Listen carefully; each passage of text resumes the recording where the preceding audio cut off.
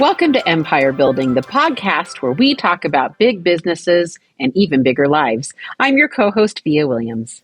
And I'm Seychelle Van Poel. And I am so excited today because Via and I have a very special guest for you.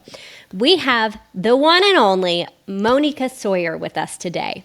And Moneeka is really unique for a host of reasons, but there's a few very special reasons why we have her on the podcast with us today. She not only hosts a podcast in her own right called Real Estate Investing for Women, which if you haven't subscribed highly to recommend everybody. Yes, I highly recommend you go and subscribe right now to that. But she also has a TEDx talk called Who is the Boss of You? And she's written a book that I think really resonates a lot with what our mission is with our podcast here, which her book is called Choose Bliss, The Power and Practice of Joy and Contentment. And her multi-million-dollar real estate empire is the combination with her lifelong focus of bringing bliss into her life on a daily basis, which I just love. So Moneeka, welcome. We're so glad to have you here with us today. Oh, ladies, thank you so much for having me. I'm so excited about this conversation. Us too. Well, and we're so in alignment because I think it's so interesting. Like we focus on building businesses and even bigger lives here on Empire Building Podcast. And I just, you are so aligned because I look at what you've done. You took $10,000 and turned it into a $5 million portfolio. And you only work like 5 to 10 hours a month with a fascinating strategy that I've never heard of before that I can't wait to dive into. I mean, you've traveled the world. You've been to over 55 countries, which I'm super jealous of because I'm still in the 30s. So like I have many, like I'm hearing that and I'm like, I have a long way to go. But you speak and you teach and you've really done it. Like you've built that life that we talk about a lot. Like you are the living, breathing example of what we preach. So I'd love to kind of start with, obviously there's a lot of ways to build wealth, but why real estate? Like what made you choose that as your primary vehicle? So it's really funny, Via, because I got into real estate kicking and screaming. Like I was a no thank you. But what I relate to that. Second generation thing. Yeah. No way. Dad did it. Mom did it. That's right. Over my dead body. Cool. Yeah. That's so true. Like dad says, do this. And you're like, no, thank you. Anyway, so my real estate story started long before I was born. My mom and dad are Indian. They had an arranged marriage in India and moved to the United States as newlyweds, barely knowing each other with $200 in their pocket. And dad had heard that the golden ticket to wealth in the United States is to buy real estate. And I just want everybody to hear this. Like people know all over the world that if you invest in real estate in the United States, it's a way to build wealth. No other country in the world has the opportunities for real estate that we have here. The government supports us, our taxes support us.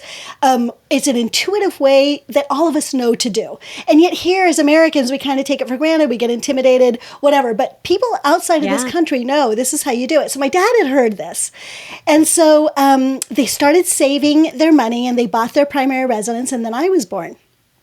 And once I was born, they were like, you know how new parents are, right? They're like filled with love and joy and passion and this hope for what the future is going to be like, right? So now they start saving all their nickels and dimes. My mom was actually an MD, but they were saving every little dime. So she's like sewing her cushions for her sofa or the curtains. She's like every dime she can save so that they can invest in real estate. And eventually, when I'm 3 years old, they buy their very first property. And then fast forward, they have 2 more kids. I start going to college and they pay for my college education through their real estate investing. They do the same for my 2 sisters. They pay for all of our weddings, right? So they really did it, right? So that was awesome. When I graduated from college, I graduated in a recession and I could not find a job. And I was scared out of my mind. For anybody who's watched my TEDx, you know that I'm a very independent woman. Like I had to be completely self-sufficient. So I was sort of like, how am I going to do this adulting thing? I can't make money. And I remember one day, and I did not want to do real estate because I had seen the money and like the advantages, But I had also seen my dad's stress. I had seen what it had taken away from him. He was always stressed about the money and what was going on with the houses and paying the mortgages and his tenants calling. There was always all this stress. And for me, I'm all about bliss. I have been since I was a very young woman. And I was like, real estate is what I understood is it's the long game. You're going to have a relationship with this business for a very long time. I did not want to have a business in my life that was going to cause me that level of stress. So anyway, so I'm sitting with my dad after I graduated over the kitchen table, and he said something to me that completely changed my life. He said, you know, Moneeka, everybody has stress, everybody has fear, and everybody has money problems. Do you want poor people money problems, or do you want rich people money problems? Boom. Boom. Right? Yeah. Talk about changing your life. My first thing was, rich people have money problems? Like, right? They have money. Why do they have problems? Yeah. Problems, but there's still problems, right? So I decided in that moment that that was the choice that I was going to make, and I was going to go into real estate, but with the focus on bliss. Because for me, like I said, I did not want something in my life that was going to take away from my joy. I wanted to build a business, even if it was real estate, and even if it seemed impossible, but I was going to build this business in a way that it supported the joy in my life. So that's kind of how I got started in real estate. So, it's interesting. It's interesting, Moneeka, because you were talking about your parents used real estate for college. And I just kind of wanted to point out to all of you guys listening who might be a little older and your kids are getting close to college. I ended up buying my son a house, going into his sophomore year in Austin, Texas, and it enabled him to gain residency. We will make a profit on college. At the end of the day, because that a house has appreciated so much, and because our costs of college have gone down, by the way, it's costing us a fraction of what it would have costed us to have him in the dorms. So by the time that's said and done, should we choose to sell that house when he graduates, we will literally make six figures from him going to college. Talk about an instant ROI. So even if you didn't build that up ahead of time, you might want to look into the state you're moving to. There are tremendous opportunities to use real estate for college, either pre-college or during. So I just wanted to kind of point that out. Thank you so much for that. And I've heard that story many, many times via. So thank you so much. Well, and in addition to that, Moneeka, something that I'm hearing is you don't often find the words bliss and joy and real estate investing in the same sentence. And I love that you not only have married these two together, but you've been incredibly purposeful about like making this your mission in this world. And so I guess I would like to start with the actual word itself, which is the word bliss. When you think of that word, what does bliss mean to you in your world? What does that look like?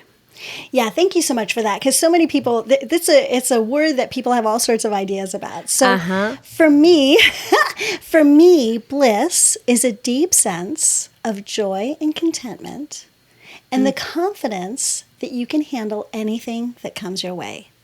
So when we talk about bliss, from my perspective, we're really talking about emotional resilience and emotional mastery. And that you have that place, I call that home. That's your emotional home. It doesn't mean that we don't have the whole range of emotions. We need those. We have a right to those. Those teach us things, right?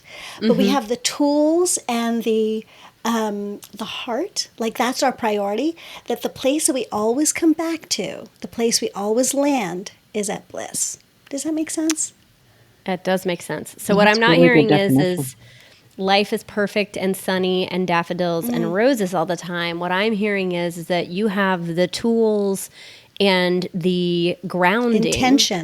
Intention behind even when things hit the fan, you know how to handle that situation and then bring it back to joy or bring it back to that grounded contentment as fast as humanly possible.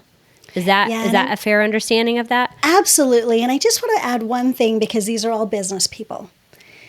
We, as humans, we create the filters that we look through into the world. Like you hear people say, oh, she wears rose-colored glasses. That's actually something that's said about me all the time. Right. Well, you're wearing glasses of your creation no matter what. Why not make them rose-colored? Right? Because in the end, the story that's in your head creates the reality that you live. Yeah, your perception is your reality. Absolutely. That is so true, right? And we make it up anyways, right? Like I tell this story about my husband and I. We're in Iceland. We go on vacation and we came back and people were like, how was the weather? And in the same breath, I was like, oh my God, it was horrible. And he says, oh my God, it was amazing.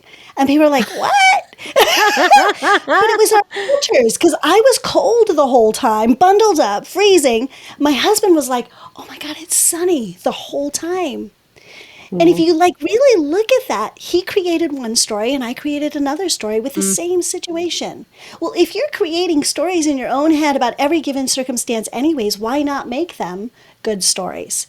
And then once you have those filters of life works and you've got good stories that have created your filters, now when you go into a challenging situation, you're looking at it through a perspective of life is good.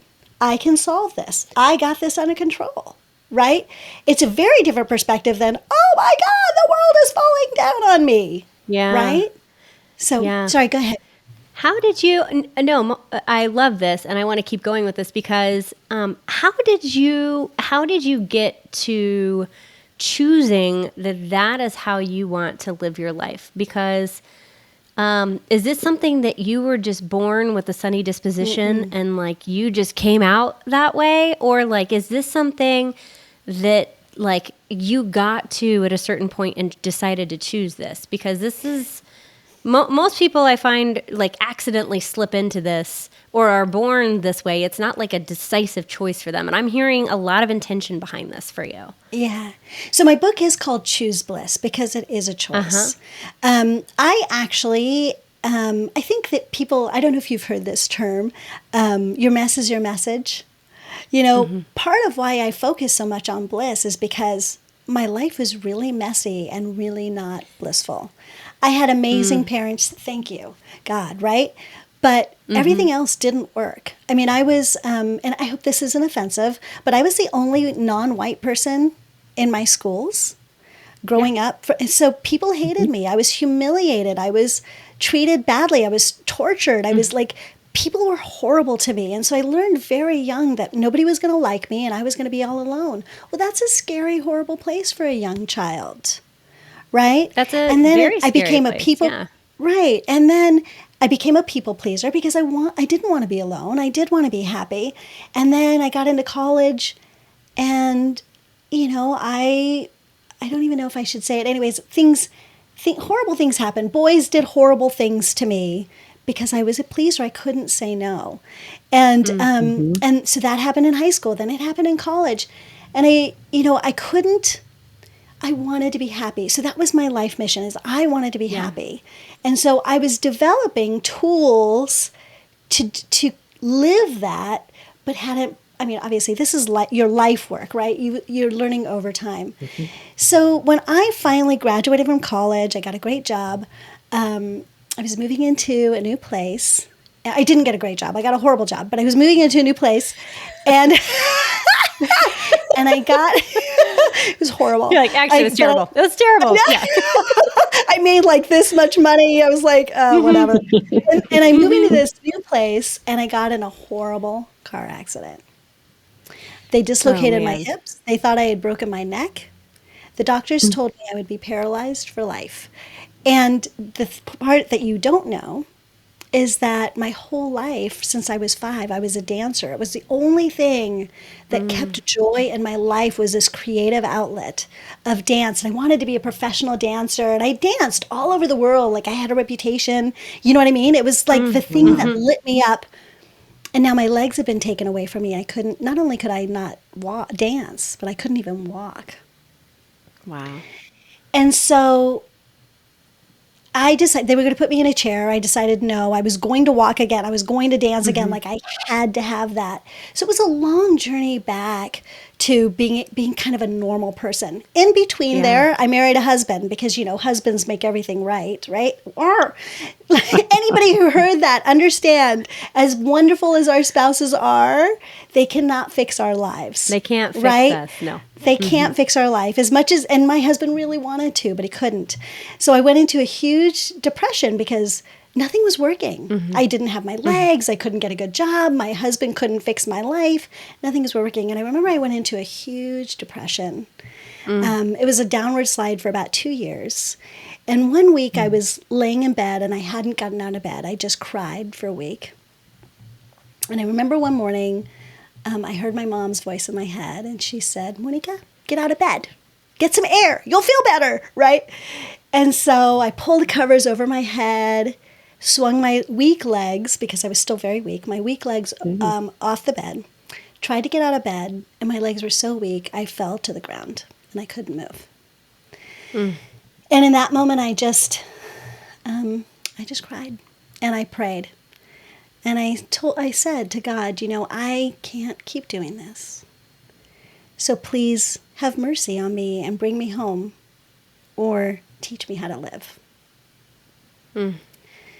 And so about an hour later, a girlfriend called. I hadn't heard from her in years. I was like, God sent you to me, So she called me. She heard me crying, and she turned me on to a coach. And that coach is who I started working with. And he taught me something very interesting. He said, as children, we're born into this world, these little bundles of bliss. We are resilient. We don't have the emotional problems. We are masters, right? We feel everything and then we come back to joy, right? We're in complete awe of the world and we want to learn, we want to walk, we want to experience all of it, right? That's how we're born. And then life teaches us that it's hard. And we lose that bliss that we're born with. And so he says, your birthright is to live a blissful life. And so he knew how much work I had already done there. He took a different approach to his training of me, and together we brought me back to bliss. Now, the thing that I want everybody to hear in this is that it was first a choice. Like, I had to choose, I want to live. Yeah. And I had to choose, I was going to call somebody for help. And then when he told me all of these things, I had to choose that was going to be my path, because I could have chosen something different. You absolutely could have. Right. So I made those choices, and now the journey begins. Just because I make a choice doesn't mean it's easy. Well, now then you have to do the work. Yeah, then you have to do the work. But you're absolutely right, Moneeka. Like, the first step is the choice, right? And we've talked about on the podcast before, like, we can't always control what happens to us, and your situation is such a beautiful example of that. But we can control the attitude that we keep and the actions that we take. And what I'm hearing from you is, through a series of really gritty experiences, you finally got to a point where you had to make choices. And you then made really hard, difficult choices, and then you had to take action on them. So this is almost a perfect segue into choosing bliss, and now you have to act on bliss. Right. So I'm just so fascinated by this, because choosing is one thing, but then to actually do it is something totally different and much harder, I feel like. Well, and I want to actually interject something in there, just so that people can hear, is that we are always making choices. Yeah. I mean, I made the choice to get really depressed. That's a truth. I didn't make the choice for the accidents or for the rapes or for any of that stuff. But I did make a choice to hold grudges, be upset, get depressed, feel like the world was ending. I made all of those choices. So every moment of every day, we are making choices. The thing is, are you making choices that serve your joy or that serve your pain? Right? And so it was a choice the whole way, how I responded, right? We can't control what's outside of us, but we must control what's inside of us.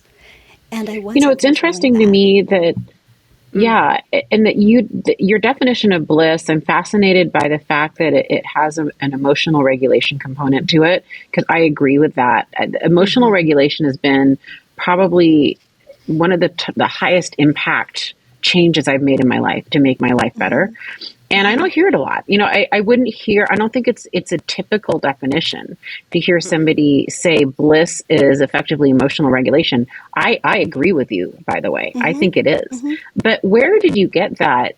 I know we need to move on to real estate, but I really do want to know, where did that link come? That came When from did you discover you're like, yeah. That came from my coach. So I had read about it a lot. Like I had read, The Power of Positive Thinking. I had read Think and Grow Rich. I had read The Power of Making and Influencing Friends. What is that by Dale Carnegie? You know what I mean? How to Win Friends and Influence People. That's right. Influence people. So I had read the big guys. Yeah. And so I knew that mindset was a big deal. But I think, when you're younger, you don't understand. You're sort of like, oh, yeah, I get that. I've got a good mindset. And, a lot of us adults, oh, I'm a really positive person. And then all they do is like complain, right? You're like, oh, okay. So I had read all that stuff, but it hadn't landed. But life also hadn't served you up yet. That's right. Like sometimes life just serves you some decent hardships. Yeah, where you're just like, oh, that one hurt. That was a smack. Yeah. Oh, and that one also was a smack. And then you get a couple in a row, and I don't think anyone would place blame on you or tell you you're wrong and that it's sometimes okay to feel the way you feel. Oh my gosh! And I think it's important to feel the way that you feel. It is important to process through that. Yeah, and I think that it's also rational that you might feel some depression in that experience because your life was at a pivotal point of potentially completely changing what you knew. Right. And I applaud you for finding a coach that could meet you where you were at. And I think we all, at pivotal points in our life, need a coach or a great therapist or a psychologist that can help us see the things that we can't see, to help us get to the places that we don't feel like we can go without having a guide with us. Or that we don't even know that we need to go. Yes. Right? Like sometimes we don't even know. Like I was like, oh, I'm a positive person. Everybody's like, oh, Moneeka, you're always smiling. It's not that you're always smiling. That doesn't make you positive. What makes you positive is what's actually going on in your head. And my coach really showed me my blind spots.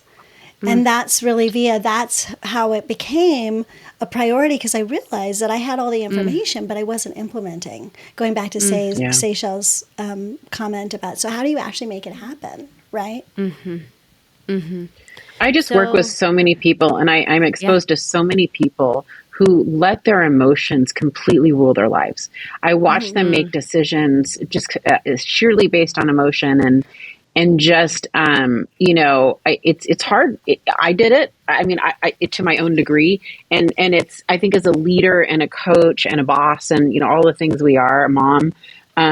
It's as I get more older and more evolved, that is the one thing. Emotional regulation is probably the most important thing that humans can master. If not, it's got to be top 3. Yeah. And it's not talked about enough. And so I did not expect to hear that in a definition of bliss. And I couldn't agree more about it. So thank you. Anyway. Let's move on from bliss into life, into bliss into investment in real estate. Yeah. So how do you then pair that with being very purposeful about how you build those choices? You're right, because it is a choice. How did you build out your framework for what that looks like then when you started investing into real estate? Yeah. So there are some things that Ted told me, and then I took it a few steps deeper. But the very first thing that Ted asked me was, who are you? And you like, who am I? I'm Moneeka. Like, what? Right? I'm awesome. What else do you need to know? No. Exactly. But his thing was, do you even know what's important to you? Like, I knew that I was supposed to have this job. I was supposed to do all these things. But a lot of that was laid out by my parents. And my parents are awesome people. But was that mine? Like, were those values mine? And so for him, his first thing was, and this is so funny because this happened over and over again as a coach when I became a coach, he said, so what are your core values? Well, it's family, God, but, we all have our pat answer about what our values are. But, each of those values could be delved deeper into so that you find what is it that really makes you tick. And the thing that you learn is if you're living by your core values or if you're not living by your core values, you feel this sort of like split. People say, I compartmentalize stuff. I'm this person here and I'm this person here and I'm this person there. We do that to our values too. I have my business values, I have my personal values, I have my values with my children. Like we're split. But the problem is that you don't ever feel like a whole person. Yeah. And so you make choices that then when you're acting in that way, you feel like a fraud. You're not happy. You wake up one morning, you're like, why do I hate my life? Right? So the very first place is to find out what your values are. So that's the first place.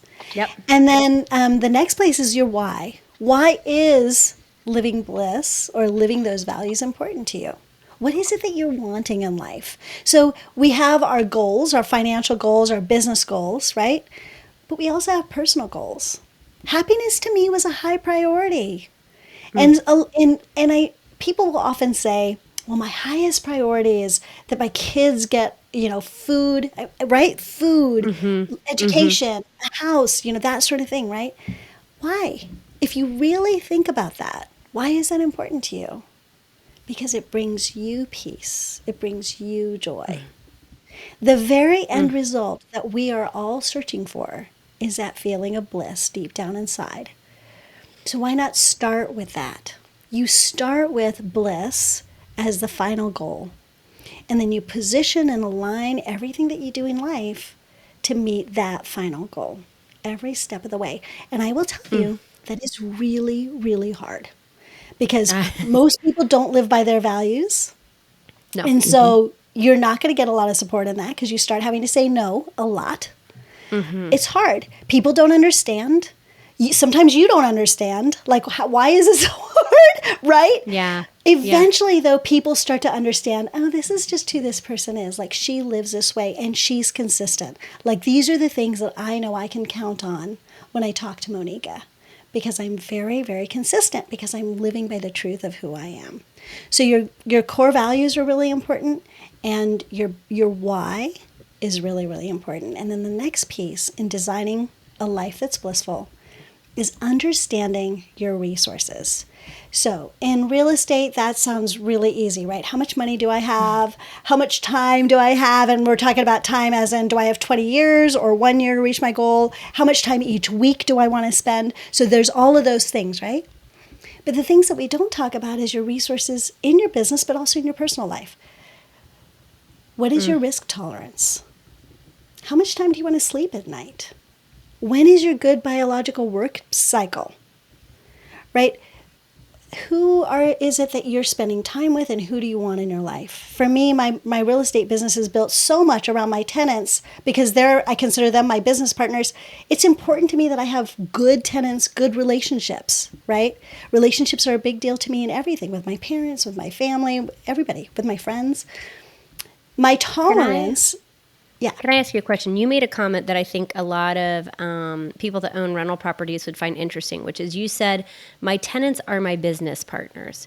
Can you unpack that a little bit for me? And then we can move forward to the next thing you were going to say. But I caught that, and it's something we've talked about with you before, but I think it's really different than how most investors view their tenants. Yeah. What does that mean? I'm done with that. Yeah, okay. We can.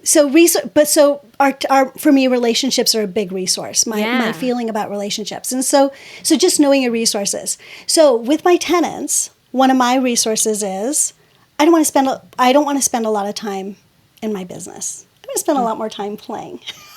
Right? That's a big priority for me. And so my tenants who are going to be living in my houses are going to be either taking care of the houses or calling me with every issue that comes up, right? Yep. So what I wanted, the way that I was going to design my business is that there were a couple of things. My tenants are my business partners because they're going to determine how much time I spend in the business and how much joy I experience in the business. My dad, for instance, got calls for everything. Light bulbs were out, toilets were clogged up, right? All of those things that happen, he was getting called for. For me, I did not want to get called for those things. What I'm providing is a beautiful home and complete autonomy. So the renters needed to be good with, I manage the home in a way that I feel joy in my house. I don't have a landlord breathing down my neck. I don't have to wait on someone else's schedule to get things fixed, right? So, but I would train them at the very beginning. But when I chose a tenant, it had to be a person that I knew was interested in living in my home in that way, right? So that's why I say they're my business partners. They're taking care of the house, right? I'm providing the house, right? But together, we're building my business. And we're building their life, right? So it's not just all about me. I'm there for them too, right? So that's what I mean by they're my business partners, because they're the ones that really build my business. It's really all about them. Truly. Right? Yeah. Yeah. A happy tenant eliminates a lot of issues. And I love that you are very specific about the person you're looking for then, because then you're going to view your tenant criteria totally differently. Absolutely. So Via and I both own rental properties ourselves, and I find often the first 6 months a tenant is in the home, they're the most, I call it squeaky. It's like, this doesn't work. I'm learning about this. This isn't quite right yet. And then they get 6 months in and they settle into the property and they get more comfortable. And so like in my experience, having a longer term tenant and that's happy in the home, right, means that actually I deal with a lot fewer issues in the long run. I'm curious about how that looks for you. If that, I know other people that want to raise rent as much as possible, and then that generates more cash flow. It also generates more turnover sometimes. Like, I'm curious, how do you juggle that balance, and sort of what does that look like in your world on your side? So most of my tenants, I have the same experience that they're kind of the squeaky wheel when they first move in. And so I use that as a training opportunity. So we'll have the conversation even before they move in that these are my expectations. I'm not going to be the super active landlord that's doing everything for you. You're also not going to have to wait on my schedule, right? So there's a benefit to both of us. However, in those first 3 months, about is what it works out when they're having the squeaky wheel syndrome. Those are the moments where I'm like, okay, so this is how I would ask you to deal with this in the future. And we go through a training period, right? And I'll help them, I'll watch them make decisions and tell them how I might adjust that decision. But after about 3 months, anything that comes up, they'll call me and say, some of them will call and say, do you want me to handle this or do you want to handle it? And I'm always like, you handle it. You handle it. Yeah. There's some, sometimes I handle it, but usually it's you handle it. But they already know how. And many of them never even call. They never ask that question. They say, the water heater went out. I called 3 plumbers. These are the quotes that I got. Can I get it fixed? They have an availability tomorrow. Sure. Send me the bill. Yeah. Take it out of your rent. It's done. Right?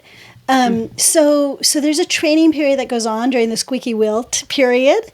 Right? And then after that, they're happy. Now they're living in their home. So rents, my husband and I very much disagree with this. Okay. That's a healthy marriage. Yeah. Yeah. He wants me to raise rent every 5% every single solitary year. I will tell, so there are some of my tenants, every single tenant I will say, you can expect a raise in rent every year. I can do it or you can choose. And so what that means is you take a look at Zillow when we're at a year, and you take a look at what your rent should be, and then bring me a conversation, right? Let's negotiate what happens next. Pretty consistently, renters, so I do have renters that give me a raise every single year without me ever asking. That's amazing. But it's not typical. Most of them are like, well, rents are about the same. Can we keep it the same? That sounds about right. Yeah. Right. And the truth is, if they're a good tenant, a lot of times I will keep it the same or just a little bit higher. Like I might raise it $50 or something. The bad side on that is that I fall way behind on my rents. And at some point I have to say, percentages, right? That's right. Like, rents, market rent is $1,000 more than what they're paying, that's off by a lot. And I'll usually catch it by then. At some point, you have to raise the rents. But I do prefer to have long-term tenants. My tenants stay 10 to 12 years. And then I'm not dealing with the $10,000, $15,000, $20,000 that it takes for a turnover. That's right. Right? Yeah. So if you raise and rent, you're teaching them to self-manage is what you're doing. Right. It's brilliant. Yeah, which is so brilliant. It's I've never seen anybody do it this way. It's so smart. So smart. And it feels really good for everybody involved. Yeah. You know, it's really Moneeka, what does your portfolio look like right now? So I have a construction project that I'm about to refinance and probably rent out. So we'll have 2 more doors by the end of this year. I have 3 executive homes. I have 2 more middle class homes, and then I have 5 homes that I've sold notes on. What is that? 12 places? I've only got 12 doors. And this is one of the 10 things. or 12. That's 12, yeah. Something, yeah. I am also a big believer. We're going to talk a little bit about building lifestyle. The more doors you have, to me, the more responsibility you have, especially the way that I manage it. There are different ways to manage it, okay? But for me, there's more responsibility. My sweet spot is about 10 doors. So what happens there is, first of all, I'm only getting phone calls very rarely. I work 5 to 10 hours a month, right? But when a door becomes vacant, it's a big percentage. It's 10% of my portfolio, right? But because of the way that I manage them, doors never stay vacant for more than a couple of weeks. So I fill them. So there's a lot less. That's kind of the sweet spot for me. I know that I've got more doors than that. I'm probably going to be working a little bit harder. There's more to manage. But with 10 doors, I know I'm fine. Rents are going up. Cash flow is increasing. Equity is increasing. Loans are going down. It's a very manageable business. And because of the locations that I pick, the appreciation is beautiful. So it's the rents are going up, the appreciation is going up, and I'm happy, and my tenants are happy, and we don't have turnovers. I'm able to keep them very happy, right? I love that you know thyself as an investor. I think that's so important to understand your risk tolerance, to understand what you're looking for. I'm sure listeners are curious, what criteria do you look for? Because you said, I look for areas that have high appreciation. What's kind of your buy box, if you will, for when you're looking for an investment property? Yeah. So the buy box starts with the tenant. Who is it that I want to be doing business with, right? And then I buy houses that they would want to live in. I do enjoy dealing with different kinds of tenants. So let me tell you the 3 that I've chosen right now. The first is an executive tenant. They're a person that's very much like me. So there's no us and them. We're partners. I'm not the landowner that they're just a number 2, right? No, we are partners. We're equals. We understand the way each other thinks. That's my favorite kind of tenant. And they usually live in homes that I've already owned and lived in myself. Got it. The next one is kind of the, I hate to say middle class because it doesn't really describe, but the beginning entrepreneur. Every person in these other homes has been the beginning entrepreneur because I was that person. And I love that personality type. I love the energy. I love the conversation. I love hanging out with those people. And they're not as super reliable, you think. Like their credit score is not always perfect. Their income is not always perfect. But they are very, very conscientious of, I need to be a responsible person because that's their core value. That's how they build businesses. Right? And I love those people. So I'm usually giving them a chance. I've only been burned once, and that's okay with me. Right? So these are people that I'm giving a chance to. So where an executive home might rent for $5,000 or $5,500, the entrepreneurial home will rent for $3,000 to $3,500. So that's the other price range. And then the next one are the people that are not able to buy a home.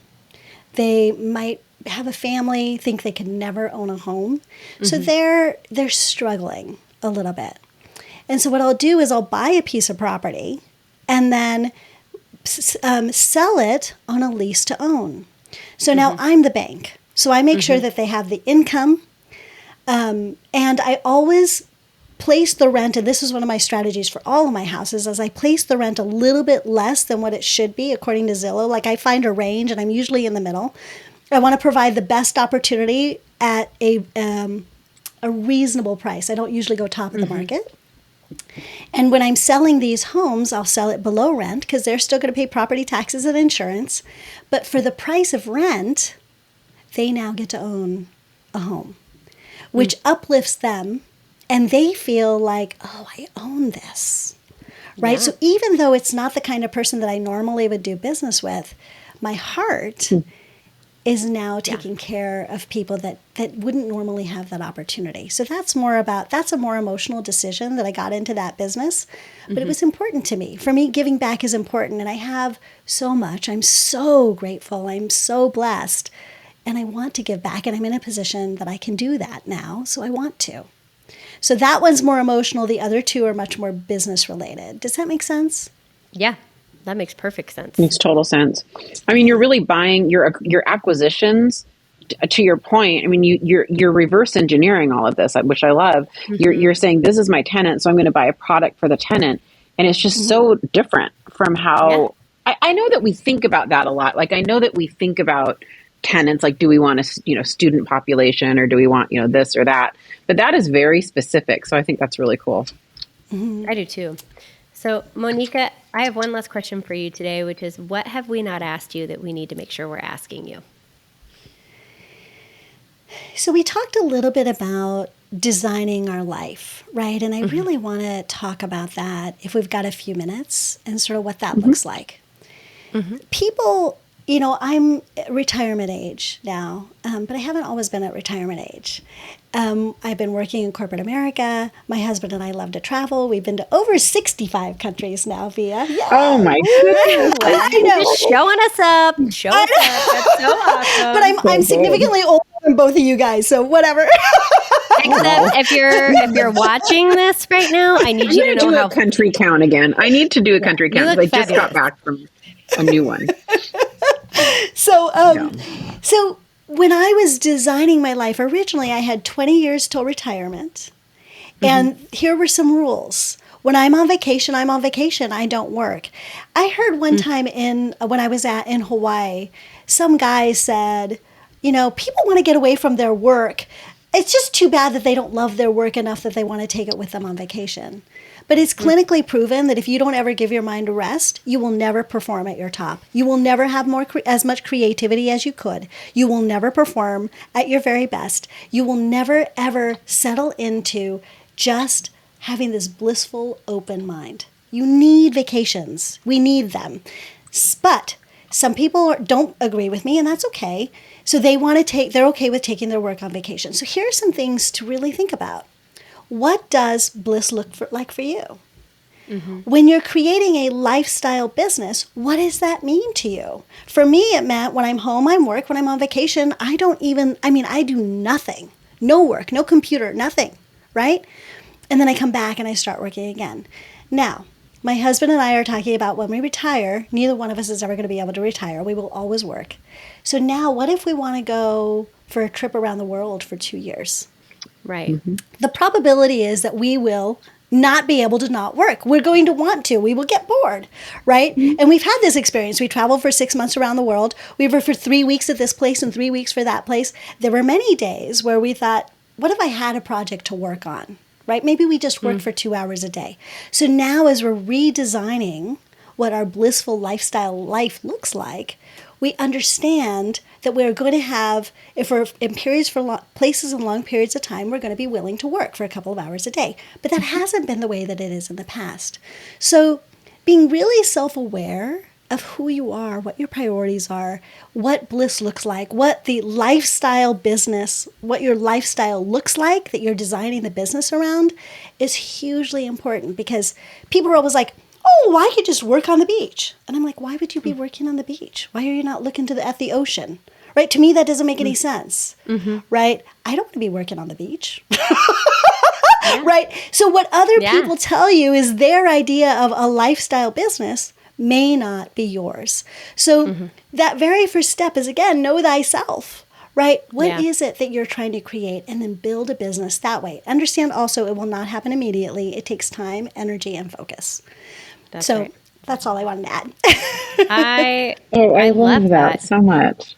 I'm taking notes over here. So if you guis hear typing in the background, well, taking notes. This is great. Just on that note, in wrapping, as I ponder that, and I will re-listen to this.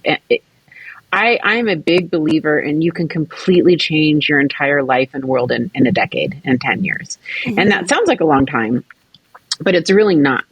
And you can start at 0 or even negative and get to, a high net worth, passive income, a lot of self-work, bliss, spirituality, relationships. A lot can happen and change in a decade.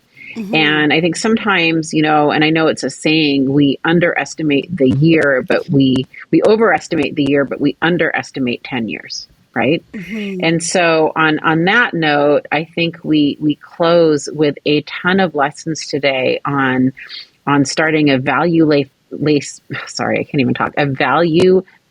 life with defining bliss and what that means, and then backing into that and reverse engineering that with really all of your life decisions, including your career and your investment portfolio. I've never thought about linking the two, but it makes so much sense. Who do I want to work with? Who do I want to have as my business partners? Who do I want to spend time with? Well, let's back into that with, I'm going to buy executive homes, and that's going to be my product, and that's going to be my real estate. It's really, really brilliant. Really, really brilliant. So Moneeka, thank you so much. And we highly recommend your podcast and your book as well. And we'll put both of them into show notes. Absolutely. Thank you, everybody. Moneeka, thank you. Bye, guys. Thank you. Bye. Bye.